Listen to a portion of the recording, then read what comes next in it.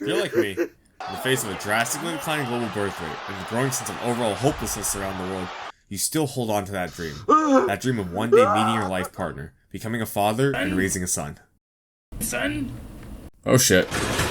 I mean, who wouldn't want their own personal warrior slash bodyguard slash son hybrid after all? The issue is there's no real definite guide on how to be a dad. This is a lot harder than I thought. I mean, there's different schools of parenting, but everyone's grown up pretty differently. Some more so than others. So I decided to create a rough guide, sourcing none other than one of humanity's greatest teachers. History. After all, history is meant to be learned from, so let's get started. Now you might be asking yourself, guides are usually done by experts. After all, if your teacher didn't know what they were talking about, how the hell are you going to learn? So while I may not be a dad, I am a former child. So with my credentials out of the way, let's get started.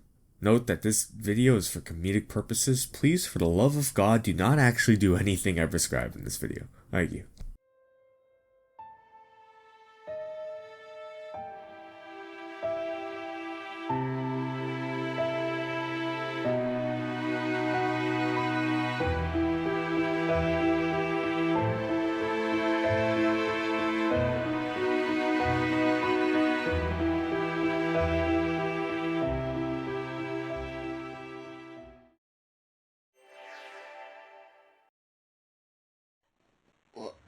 What's going on?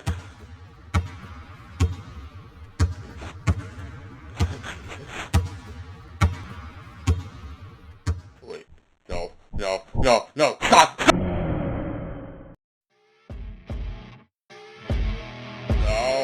No, not again!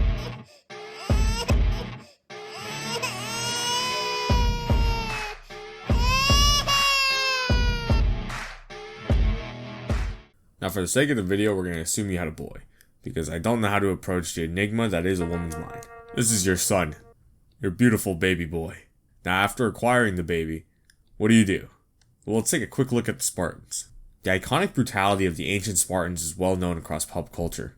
According to ancient historian Plutarch, the Spartans would supposedly throw ill-formed babies into a chasm at the edge of Mount Taygetus.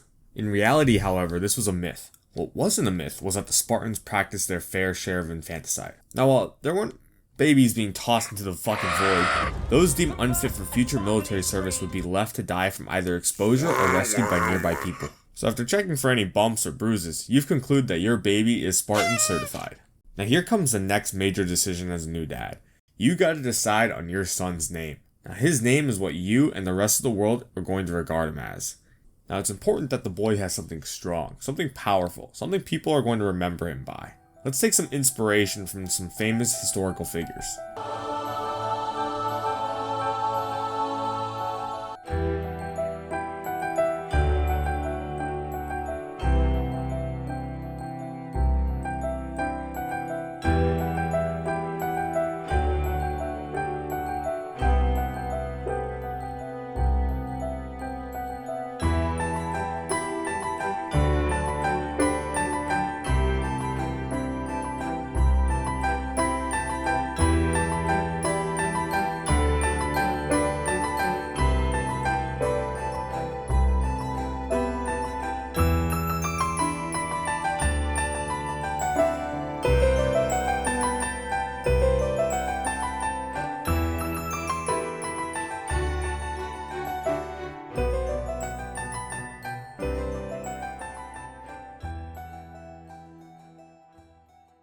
Now it's ultimately up to you and your partner to decide on a name, but it's also a very wise choice to hear a random person out on the internet and take my full advice on this guide. But for the sake of an example, I'm going to say that this kid of mine is going to be named Bartholomew.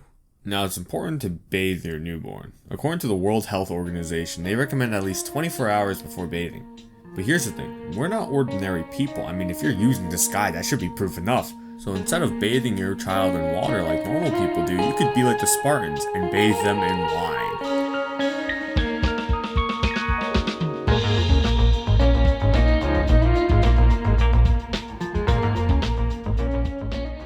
A lot of time has passed, and Bartholomew's a hell of a lot older now.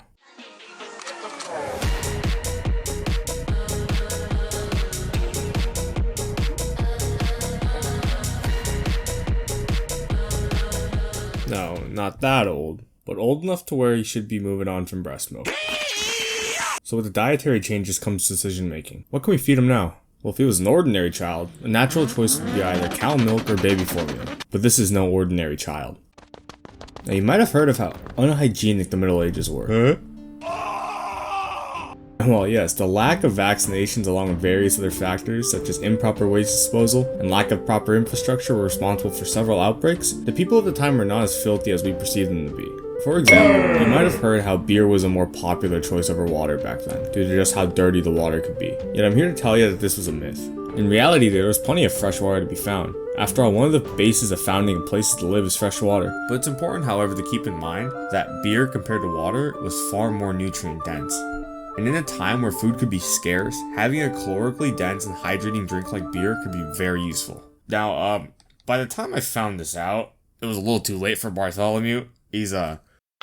I think he's in too deep now. Now, it's important that your kid is strong, not only in mind, body, but also in soul. So it's a good idea to have Bartholomew start walking as soon as possible. But it's not enough that your boy has mastered the ability to traverse land. He has to become amphibious. Now, our ancestors did not have the modern luxuries that we have today. They didn't have rec centers that they could sign their kids up for swimming. For the most part, you'd assume they'd approach swimming lessons something like this. I can't swim.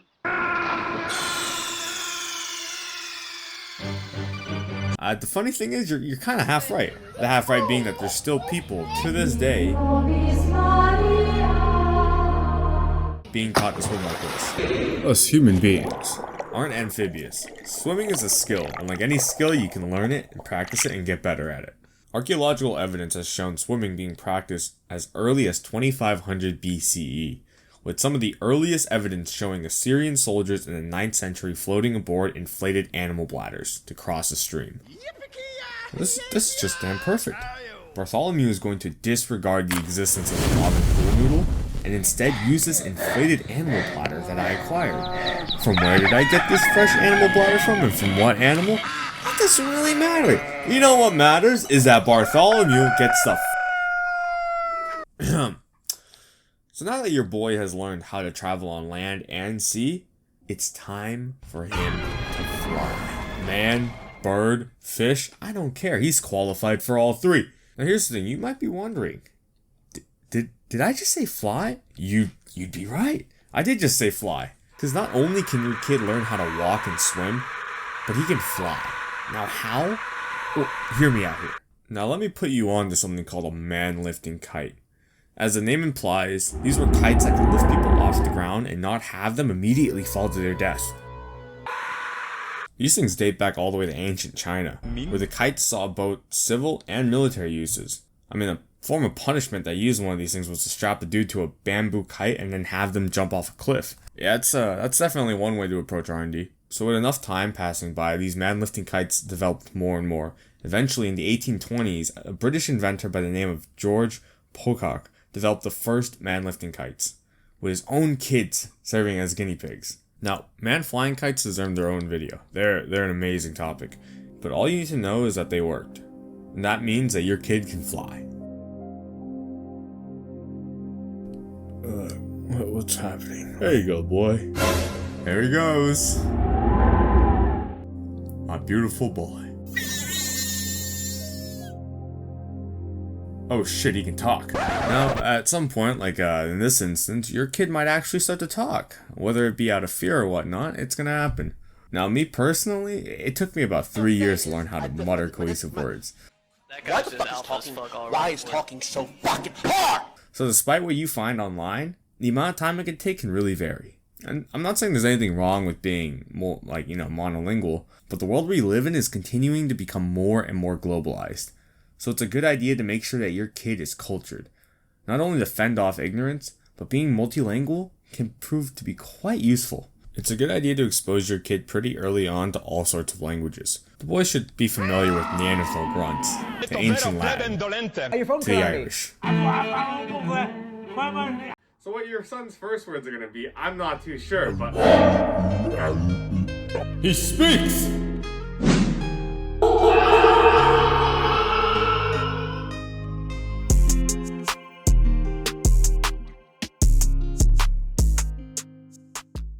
Now now your boy's a lot bigger. And eventually, after a certain point, you're gonna have to stop letting your kid shit. Now, before I go into how we approach potty training, just give me a moment. Let me take care of the smell real quick. There we go. Problem's been solved. Father, how could you do this? Sorry for those mistakes sometimes happen, but anyway, let's get going. Now, when it came to research, I had a pretty hard time finding any potty training manuals from antiquity or the Middle Ages. Now, when it comes to looking at the history of potty training, there was a slow transition from using leaves to washable nappy cloths in the 18th century, which would eventually become disposable diapers, which we know of in the modern age. Now, one method of potty training apparently is to have the child watch the parent.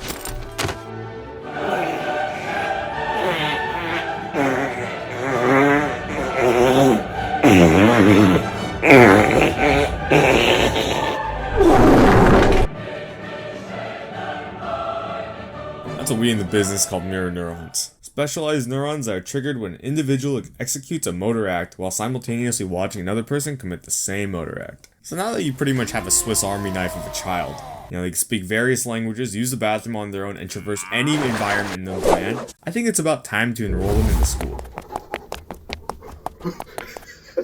So things are going great until, this doesn't look good. Seems like Bartholomew caught something from the other kids at school. Doesn't seem to be looking too good. You're gonna look at your sickly child, bedridden, beads of sweat dripping down his head, heavy breathing, a raging fever. What are you gonna do to remedy it? Well, before the invention of modern medicine, there were several different ways people approached sicknesses in the past. Alright, let's take a look at the symptoms here. Raging headache. Alright, well, there's a lot of ways to deal with this. First one is trepanning. So trepanning is this horrid procedure dating all the way back to prehistory. You carve a hole into someone's skull while they're alive, and then they kind of just live with the hole afterwards. It was usually used to expel large pools of blood that would gather in someone's head from blunt trauma, or better yet, to increase a person's spiritual awareness abilities. Now, your son might just say, "Dad, I think it's just a headache." Ignore this. Round 1. Now, let's say trepanning didn't work. There's another method, less gruesome I would say, when it comes to remedying a headache. This magical plant saw a lot of use amongst Native Americans. It also saw use during the American Civil War. Yarrow is a pretty multi-purpose plant. Archaeological finds show yarrow leaves being left behind in teeth and excavated bodies. So there's a lot of different ways when it comes to ingesting this. Okay, so trepanning and yarrow didn't work at all. There's still a headache. I'd say that's good enough to bust out the leeches. Leeching, a medicinal act involving leeches, was incredibly popular in the past, and it still sees a little bit of usage in modern medicine. God, it was so popular. It's been around since ancient Egypt. It was so popular during the 17th and 18th century that there ended up being a fucking shortage. But with your boy feeling all better, it's time to move on to the final chapter of this guide.